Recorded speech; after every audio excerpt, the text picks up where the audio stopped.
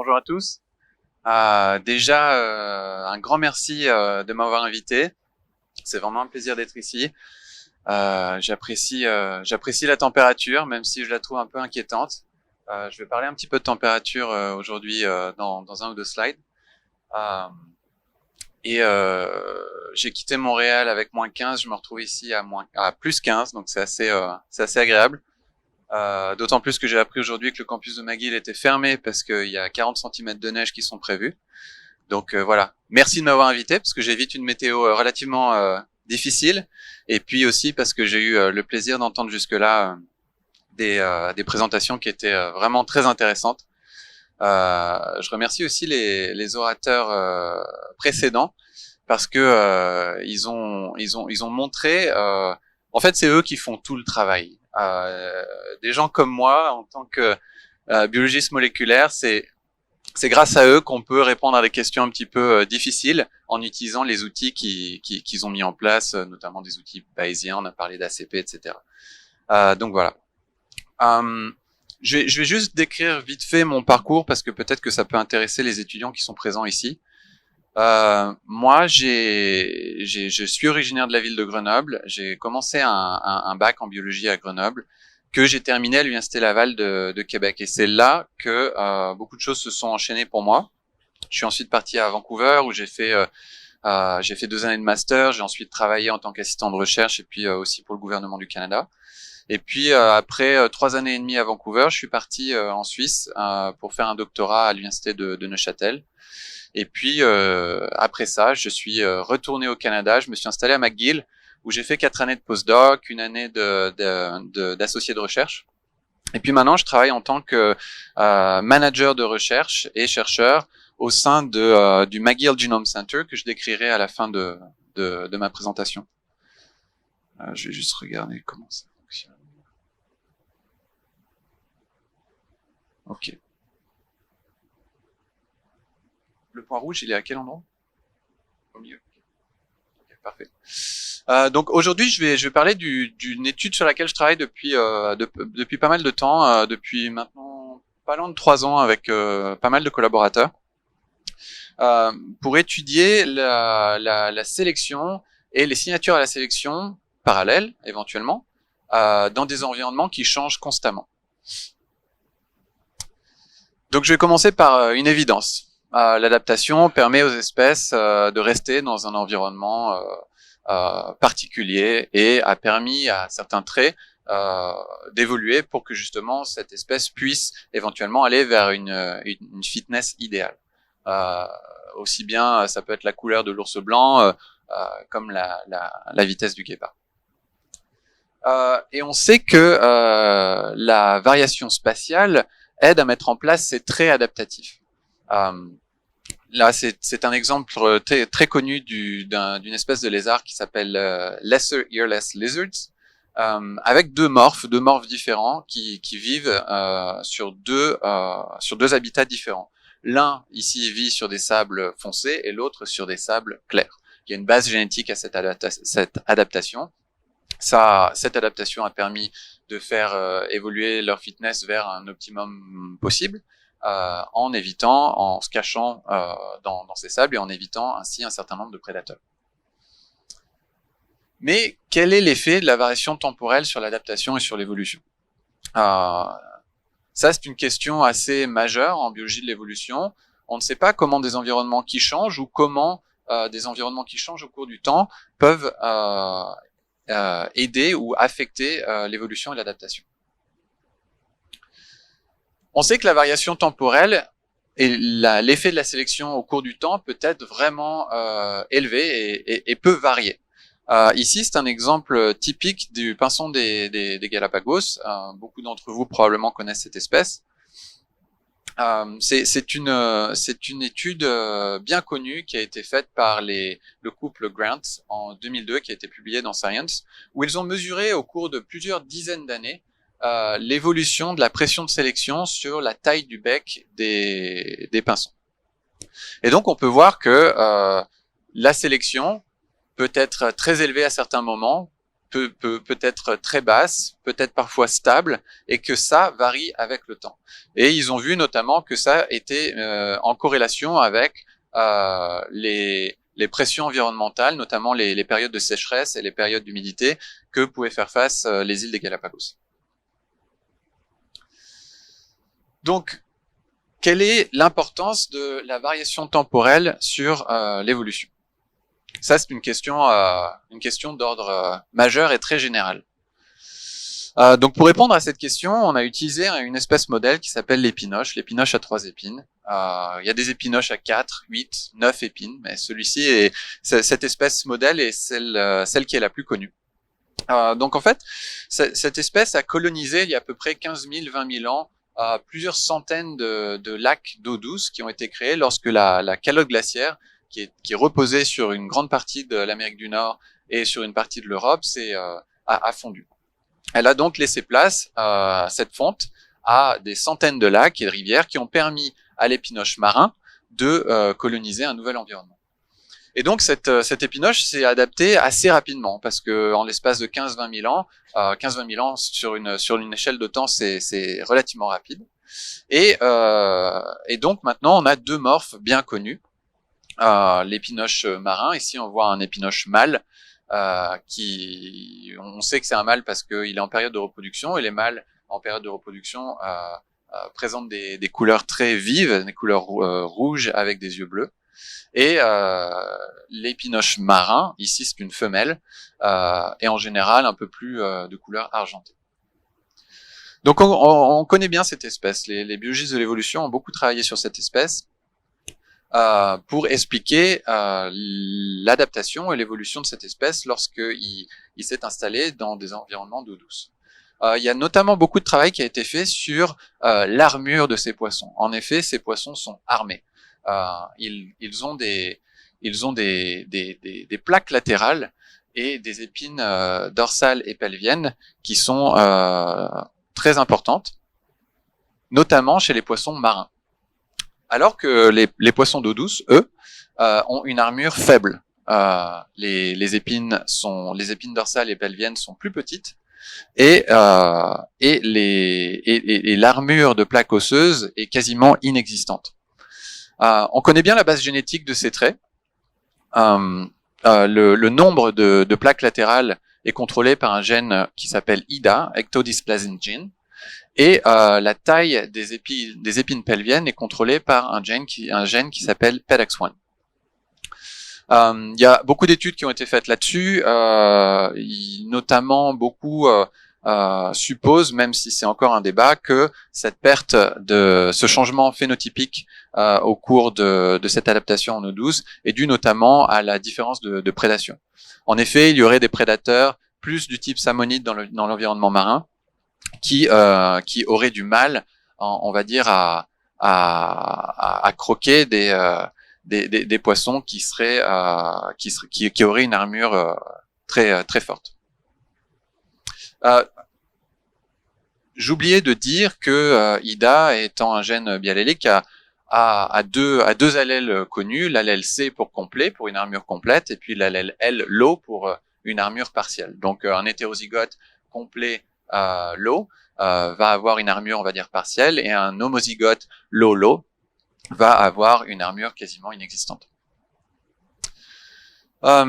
Juste encore pour introduire un petit peu cette espèce, c'est une étude qu'on a faite il y a maintenant un petit moment, en 2011, où nous avons étudié la tolérance thermique de ce poisson. En effet, lorsque cette espèce s'est adaptée à un nouvel environnement, notamment l'environnement d'eau douce, il a dû faire face à différentes températures. En effet, les lacs sont en moyenne beaucoup plus froids l'hiver que l'océan, et beaucoup plus chauds l'été que l'océan. Donc on s'est dit comment cette espèce s'est adaptée à ces changements de température aussi rapidement. Est-ce qu'il y a une base génétique à cette adaptation? Ici, sur ce graphe, vous voyez sur l'axe Y la tolérance au froid, et sur l'axe X 4 différentes populations. Donc 2 marines et 2 d'eau douce. Les marines sont en rouge, les eaux douces sont en bleu. Et ici, par ces petits traits, vous voyez la température minimale qui a été mesurée dans ces deux environnements. Et on peut voir effectivement que les poissons d'eau douce, ont effectivement une tolérance au froid qui est plus élevée que les poissons marins, et qui est relativement proche de la température minimale qui a été mesurée dans ces environnements. Ici, c'est juste un exemple, mais on a fait ça sur plusieurs générations. On a vu que ça pouvait arriver en 3 générations seulement, et on a vu qu'il y avait une base génétique à cette adaptation. On est encore en train de travailler dessus, on est en train de faire du GWAS pour déterminer les gènes spécifiques de cette adaptation et quelles seraient les conséquences sur la fitness de la variation autour de ces gènes. Ici, c'est une étude qui a été publiée en 2014 où nous avions notamment essayé de déterminer quel était le nombre de gènes qui étaient impliqués dans la tolérance au froid chez ces populations.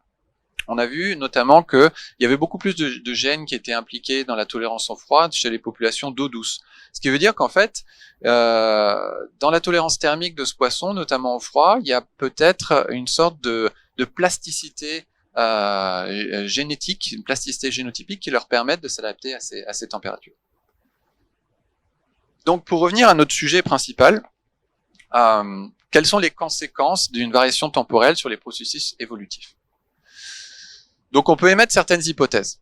Les populations, parce qu'on est dans un environnement qui change beaucoup, on pourrait émettre l'hypothèse qu'elles ne seraient pas bien adaptées à l'environnement dans lequel elles sont à un temps donné. Et effectivement, dans un environnement qui change constamment, ça paraît un peu difficile de s'adapter en particulier. Parce que, encore une fois, cet environnement change beaucoup, on pourrait imaginer qu'il n'y ait pas de signature à la sélection spatiale très, très forte. Et puis, encore une fois, parce qu'on est dans un environnement qui change régulièrement et fortement, on pourrait imaginer que la variation phénotypique ou génétique à l'intérieur de ces populations doit rester relativement élevée, effectivement, parce que si on n'a pas de sélection pour un gène ou pour un phénotype donné, alors on va quand même conserver pas mal de variations. Et puis, on peut aussi imaginer que la plasticité pourrait être favorisée par rapport à l'adaptation génétique. En effet, dans un environnement qui change beaucoup, on pourrait imaginer que c'est plus simple de rester dans cet environnement si on est plastique que si on est restreint par une adaptation génétique. Donc je voulais juste présenter mes collègues. Comme je disais, ça fait plusieurs années qu'on travaille sur ce projet. C'est un projet à long terme, on mesure des choses depuis plusieurs années. Là, je vais présenter des résultats qu'on a publiés, mais je vais aussi présenter des résultats assez frais qu'on s'apprête à soumettre à publication. J'expliquerai encore pendant cette présentation que effectivement c'est un échantillonnage qu'on continue au cours du temps. Donc je vais pas m'attarder à les présenter tous, mais vous voyez qu'il y a beaucoup de gens qui viennent de différents endroits. On a des gens qui viennent de McGill, qui viennent de l'Université de Californie à Santa Cruz, des gens qui viennent de l'Université de Victoria sur l'île de Vancouver, et puis ici en bas, vous voyez les 4 grands acteurs principaux de cette étude qui sont Rana El-Sawabi, Andrew Hendry, Eric Palkovac et Rowan Barrett. Donc, voici notre système pour étudier donc l'adaptation et la signature à la sélection dans des environnements qui changent. Ici, vous voyez un estuaire. C'est la photo d'un estuaire qui a été pris sur la côte de Californie. C'est un estuaire un petit peu typique qu'on appelle un estuaire à bouchon sableux. C'est-à-dire que 1 à 2 fois par an, je veux dire plutôt en moyenne 2 fois par an, il va y avoir des tempêtes et de fortes pluies qui vont amener un flux d'eau très important ici. Ce flux d'eau va permettre à l'estuaire et à ce lagon ici d'être connecté à l'océan pendant un certain nombre de temps. Il peut être connecté à l'océan, ça varie beaucoup en fonction des estuaires, mais il peut être connecté à l'océan pendant quelques heures ou même quelques jours. Après un certain temps, lorsque le flux d'eau diminue un petit peu et avec l'action des vagues, un bouchon sableux va à nouveau se former. Donc en fait, ce qui se passe ici, c'est que plusieurs fois par an, on a une connexion qui est faite avec l'océan. Et cette connexion permet à des espèces, notamment des épinoches qui sont présents dans l'océan, de venir coloniser cet estuaire. Et ensuite, lorsque le bouchon sableux est reformé, ils sont piégés, ils sont enfermés. Et ils font face à de nouvelles pressions de sélection, ils font face à un nouveau milieu. Donc ici, on a vraiment un système qui change beaucoup et qui change régulièrement. C'est vraiment dramatique, on va dire, pour une espèce, de faire face à des environnements qui changent tous les 6 mois. Et donc, on a voulu savoir si on pouvait quand même détecter de la sélection et quel était le taux de variation dans ces environnements au cours du temps. Donc ça, c'est une vidéo. Je sais pas comment je vais pouvoir la... Ouais, c'est bon. C'est une vidéo qui montre le moment où ce bouchon sableux s'est ouvert pour l'estuaire que je viens de vous montrer. Donc ça, c'est un exemple vraiment, vraiment extrême et dramatique où on voit que le lagon va quasiment se vider au complet. Et on voit que c'est vraiment soudain. On a vraiment l'impression qu'on a tiré le bouchon de la baignoire et on a le lagon en amont et la rivière qui alimente le lagon qui vont vraiment se vider. On peut voir qu'on est vraiment en période de tempête. Il y a des grosses vagues. Il y a beaucoup de pluie. Et puis mon collègue devrait ne pas trop s'approcher de l'eau parce qu'on risque de pas le retrouver. Donc voilà, je pense que l'introduction du système est assez claire. Vous voyez, ici c'est le lagon que je vous avais montré un petit peu avant et après, on voit qu'il est quasiment à sec, avec peut-être des poches. Et puis au milieu, il y a malgré tout une petite rivière relativement maigre. Puis là, on peut voir un épinoche qui n'a pas survécu au changement de milieu. Et puis on sait que à travers ces estuaires, et j'ai oublié de dire que ces estuaires-là sur la côte de Californie, il y en a des centaines. Donc on a vraiment un système où on peut reproduire notre étude plusieurs fois. Et on sait donc parmi ces estuaires que ces estuaires varient dans la présence de prédateurs de l'épinoche. Il y a des estuaires qui, à un moment donné, un moment d'échantillonnage, avaient des prédateurs et d'autres qui n'en avaient pas. Et puis on sait aussi, via aussi de l'échantillonnage, que il y a de la variation phénotypique à l'intérieur de ces estuaires. Donc on a des poissons qui vont avoir une armure complète, partielle ou inexistante. Donc c'est ça. On a une grande variation spatio-temporelle, on a une variation dans la prédation, et on a une variation phénotypique. On peut se poser les questions suivantes. Quelle est déjà la structure de ces populations à un temps T?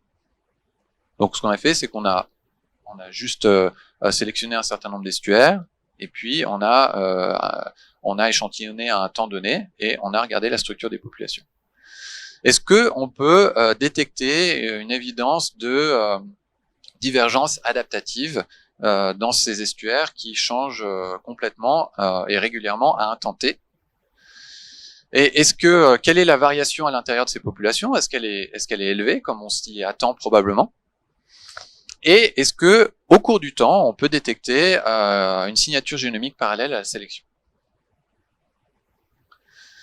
Donc voilà quelques méthodes pour la première partie de l'étude. On a sélectionné 23 populations. Certaines avaient des prédateurs au moment de l'échantillonnage, certaines n'avaient pas de prédateurs.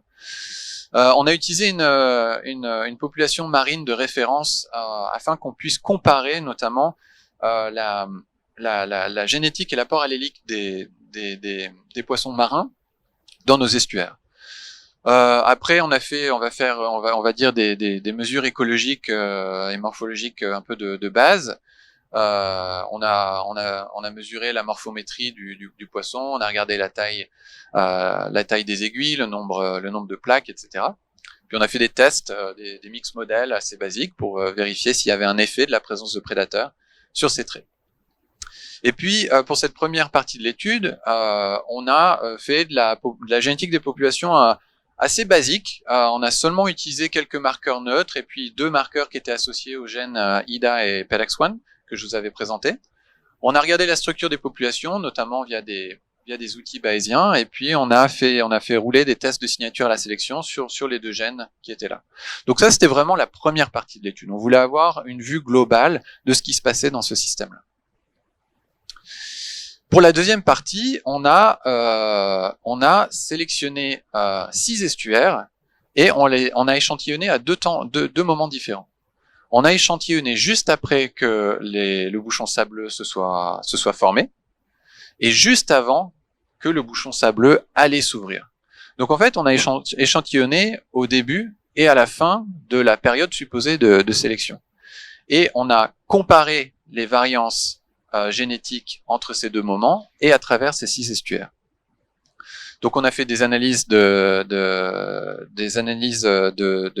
génomique divergence parallèles, et puis on a essayé d'identifier des gènes candidats qui étaient peut-être soumis à sélection, et on a fait un peu d'ontologie pour essayer de déterminer quelle était la fonction de ces gènes candidats.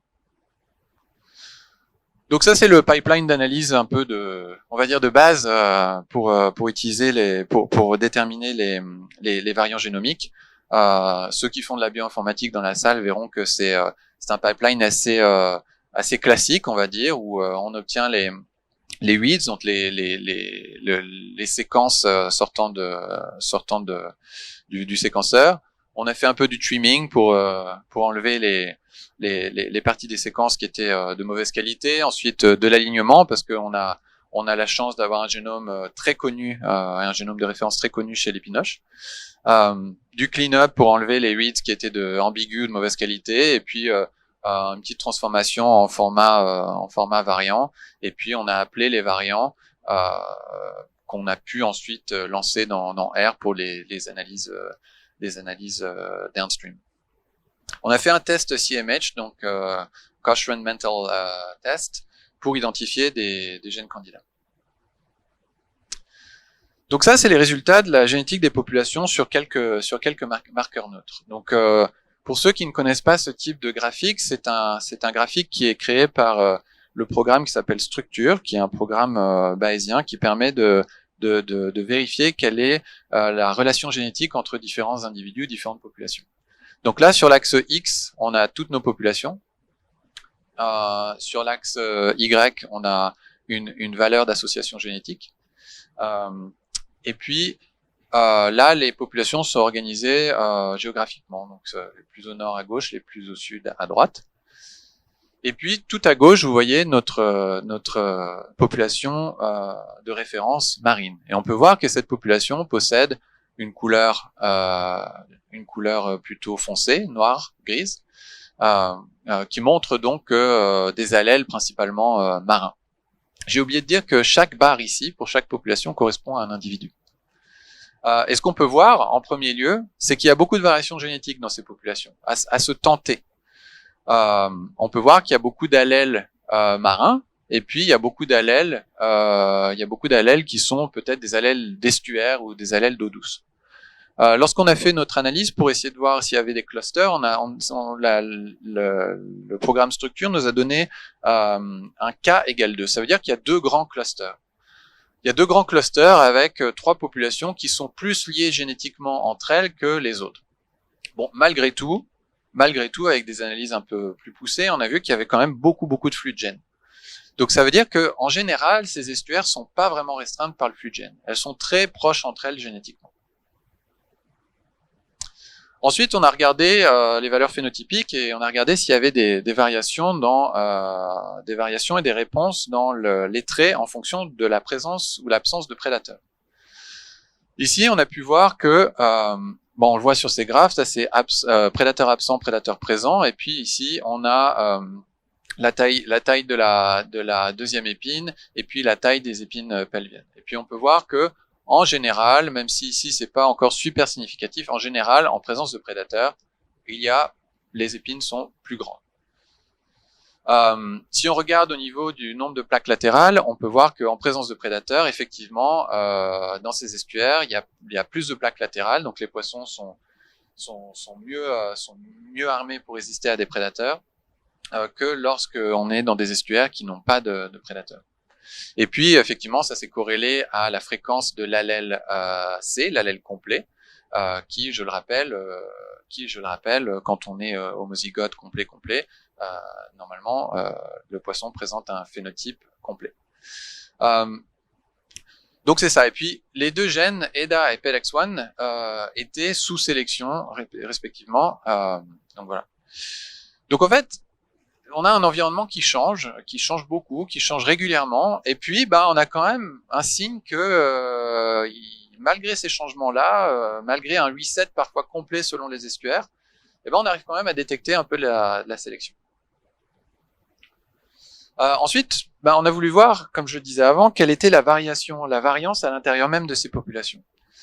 À l'intérieur des populations, mais aussi entre les populations. Ici, sur ce graphe, vous voyez la variance expliquée pour tous les traits phénotypiques qu'on avait mesurés, qui étaient reliés notamment à l'armure de ces poissons. Alors, on a pu voir que la variance à l'intérieur des populations était en général plus élevée que entre les populations. Donc ça veut dire que ici on a un système où ça change régulièrement, on maintient pas mal de variance et malgré ça, on détecte quand même des signatures à la sélection, au moins sur ces deux gènes qu'on connaît quand même pas mal. Mais cette variance à l'intérieur des populations, elle est élevée, mais comparée à quoi?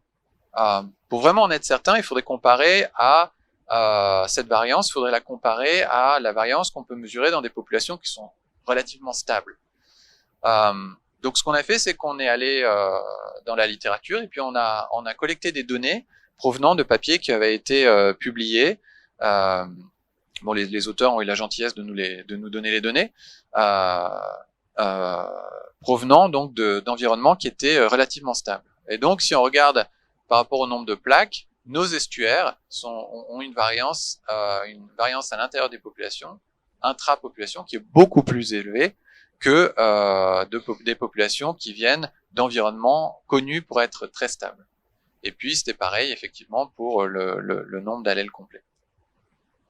Donc la variation de la population à l'intérieur des estuaires est bien plus élevée que dans ces environnements stables. Donc pour conclure rapidement là-dessus, la variation temporelle et le flux de gènes maintiennent beaucoup de variations probablement à l'intérieur des populations, et malgré cette variation élevée et malgré ces changements récurrents, nous avons quand même pu détecter des signes de sélection. Ensuite, ça c'est pour la deuxième partie de l'étude et de l'analyse, et c'est notamment ce sur quoi nous sommes en train de travailler. Nous avons, en post-analyse de notre pipeline bioinformatique, collecté 14 millions de SNP, donc 14 millions de variants. Et puis on les a analysés de deux façons différentes. On a regardé le changement de fréquence allélique, et puis on a regardé s'il y avait un changement parallèle significatif à travers le temps et à travers ces 6 estuaires. D'abord, on a regardé s'il y avait un chevauchement de SNP divergents à travers les estuaires en prenant la distribution FST de ces SNP et en prenant le top 1% de cette distribution. Donc les valeurs de FST, c'est des valeurs qui nous permettent de regarder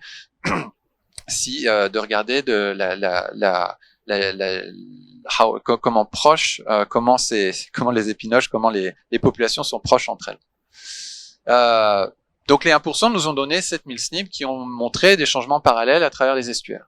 Parmi ces 7000 SNP, 2000 ont été trouvés comme étant liés à 1200 gènes, dont le gène IDA. Ensuite, nous avons fait rouler un test de Cochran-Mental-Hansel qui nous a permis de détecter des SNP qui montrent des changements parallèles à travers le temps et à travers les estuaires. Ça nous a sorti 2000 SNP qui étaient significatifs à travers les estuaires. Et parmi ces 2000 SNP, 655 étaient liés à 496 gènes. Et après, ce qu'on a fait, c'est qu'on a regardé l'overlap, donc le chevauchement qu'il y avait entre les 2000 SNP qu'on avait détectés ici et les 655. Et il y avait un chevauchement de 713 SNP.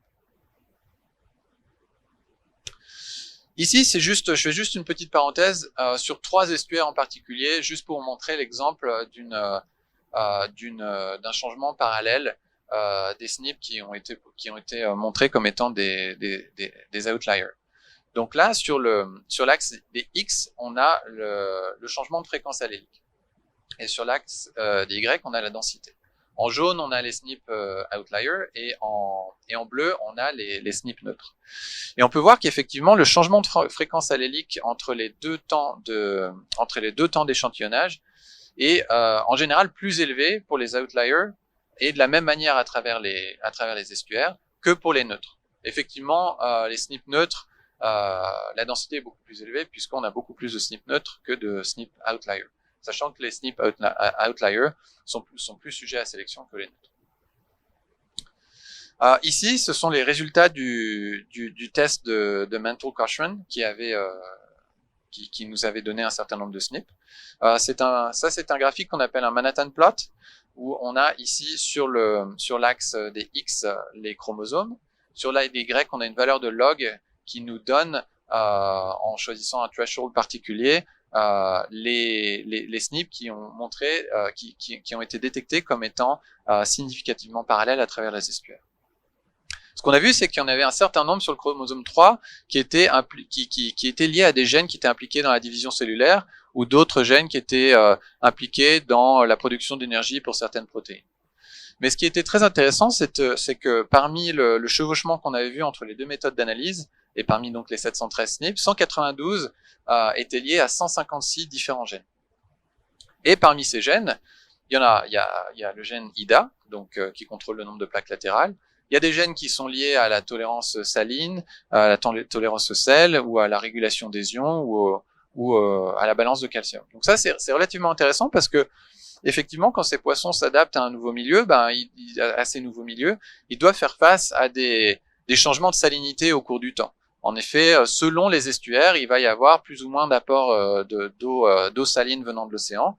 Et avec le temps, la salinité, on sait qu'elle augmente régulièrement puisque les pluies s'arrêtent et par évaporation, on a un taux de sel qui devient un petit peu plus élevé. Donc pour conclure sur cette partie-là, malgré des variations temporelles fortes, nous avons pu détecter des évidences de divergence adaptive. On a vu que la variation temporelle et le flux de gènes pouvaient probablement maintenir des forts niveaux de population, de variation intrapopulation. Et puis nous avons détecté des évidences de divergence adaptative répétée et parallèle à travers ces estuaires, ce qui nous fait penser d'ailleurs à l'adaptation de ces poissons à un nouveau milieu il y a à peu près 15 000, 20 000 ans, sauf que là, c'est fait de façon répétée et c'est fait de façon très rapide. Donc voilà, la variation temporelle très forte dans la sélection peut aider à maintenir la variance génétique et aussi la diversité adaptative. Donc ça, c'est une étude qui est encore en cours. Ce qu'on fait, c'est que chaque année, on continue d'échantillonner ces estuaires à deux différents moments. Et on espère pouvoir comprendre encore mieux et au cours du temps comment ces poissons, comment ces espèces peuvent s'adapter à des environnements qui changent régulièrement. Je voulais juste prendre quelques moments pour expliquer l'endroit où je travaille depuis maintenant pas loin de 2 ans. Moi, je fais partie de CGEN, qui est le Canada Genomics Enterprise. C'est une grande organisation pan-canadienne qui comprend plusieurs nœuds de recherche. Il y en a un à Toronto, un à Vancouver et puis un à Montréal. Et moi, je fais partie du nœud de recherche à Montréal. Donc, chacun de ces nœuds de recherche est un institut en soi qui fait de la recherche, mais aussi qui propose du service. Du service de séquençage, du service d'analyse, etc., etc. Et donc moi, mon job, c'est de manager la recherche à l'intérieur du McGill Genome Center, tout en faisant ma propre recherche et en aidant la plateforme de service à se développer. Donc voilà, là vous voyez donc les 3 nœuds de recherche. Vous voyez qu'on a CGEN a quand même une forte capacité de séquençage. On a séquencé pas mal de génomes l'année dernière, presque 40 000. On a généré plus de 4 millions de gigabases de données. On a accès à nos propres HPC pour tout ce qui est analyse.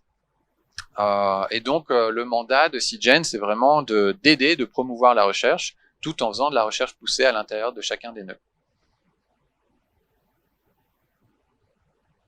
Et puis, donc moi, voilà, je fais partie du McGill Genome Center, comme je l'ai dit. On a les technologies de pointe, notamment toutes les technologies Illumina qu'on connaît bien, et puis aussi des technologies long reads, donc PacBio, 10x et puis Oxford Nanopore, On fait rouler un Promethean depuis maintenant plusieurs mois.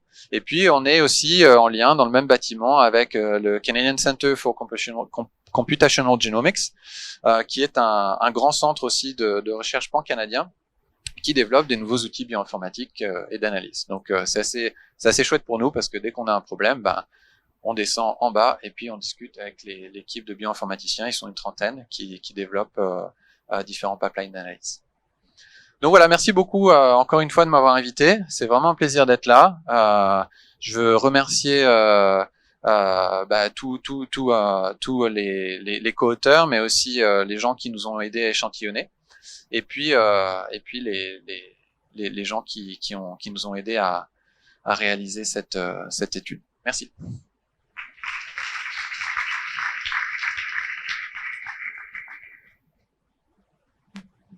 Donc, je vous remercie pour votre talk et on va pouvoir passer aux questions. Si quelqu'un a une... Merci. J'ai une question concernant les SNP que vous aviez rappelé. Oui. C'est où est-ce que vous les trouvez? C'est dans la partie codante ou parce que vous dites des SNP dans le gène? Oui, effectivement. Donc on avait des SNP qui étaient dans des parties codantes et des SNP qui n'étaient pas dans des parties codantes. Donc en fait, parmi tous ces SNP, ceux qu'on a pu détecter qui étaient liés à des gènes étaient effectivement dans des parties codantes, effectivement. Ouais. Alors j'ai une question sur le variant calling. Vous avez utilisé BCF Tools et VCF Tools. Qu'est-ce qui vous a fait? Pourquoi ce choix? Pourquoi pas un variant caller un peu? Alors en fait, pour le pipeline de bioanalyse, quelque chose que j'ai pas développé, c'est qu'on a décidé pour cette partie de l'étude d'utiliser une stratégie de pool sequencing. Donc en fait, pour chacun des temps d'échantillonnage et pour chacun des estuaires, on a poolé ensemble 40 individus et on a fait le séquençage directement sur ce pool. Et on a utilisé un outil qui s'appelle Population, qui permet de faire des analyses statistiques directement sur ce pool d'individus. Donc là, ce qu'on a fait, c'est qu'on a créé un format de variant du type population qui comprend des valeurs de 0, 1, 2 par pool. Et il y a différents outils dans ce programme qui permettent d'évaluer de retirer des résultats statistiques de génétique des populations et de retirer des outliers via des analyses de FST. Pour le reste de l'étude, nous, ce qu'on a prévu, c'est de faire du whole genome sequencing, donc du séquençage de génome entier pour chacun des individus et pour chacun de ces temps d'échantillonnage.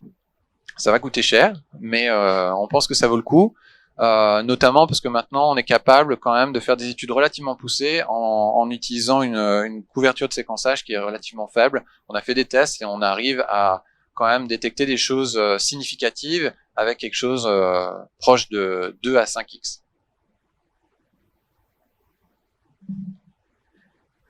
Mais juste pour comprendre un petit peu mieux votre modèle, c'est quoi le temps de génération de ce poisson? Le temps de génération de ce poisson, c'est à peu près 1 an et demi selon l'environnement. D'accord. Et deuxième question, est-ce que ces lagunes, elles s'assèchent de temps en temps, auquel cas la population doit se renouveler totalement ou pas? Effectivement, il y a des lagons, il y a des estuaires qui peuvent s'assécher. Nos collègues qui sont en Californie et qui littéralement ont leur laboratoire proche de la côte nous ont aidés à choisir justement des lagons qui ne s'assèchent pas complètement parce que on voulait voir comment ça évoluait au cours du temps. On voulait pas avoir un reset complet des populations.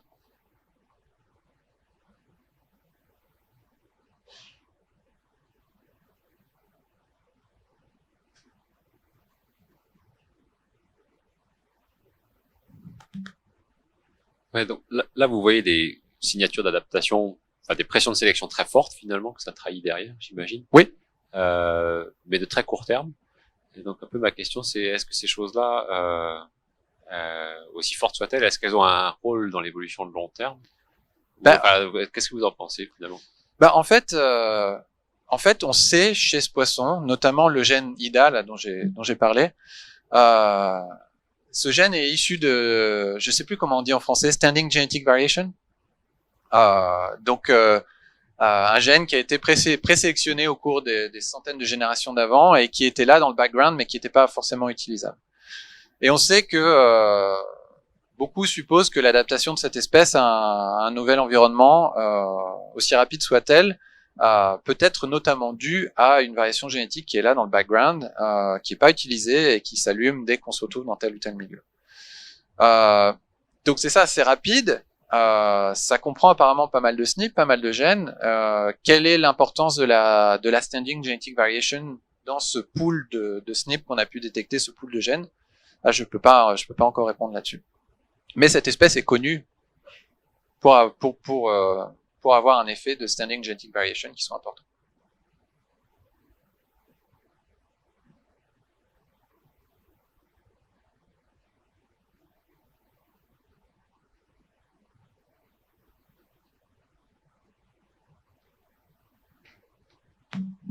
Bonjour. Je m'étonnais assez de la diversité génétique que vous trouvez et du K égale 2 au niveau de structure. Ouais. Et vous avez essayé de forcer K égale 3, 4, 5 pour voir si oui. Il y a une structuration géographique ou... Oui, absolument. On avait forcé, et puis il y a vraiment rien de significatif qui sortait. K égale 2, j'étais même étonné en fait de trouver un K égale 2. C'est ça, parce que on a vu qu'il y avait beaucoup de flux de gènes. Donc c'était K égale 2 à un moment donné. Mais voilà, on a vraiment pris une photo là de ce moment-là. Donc j'étais pas vraiment étonné.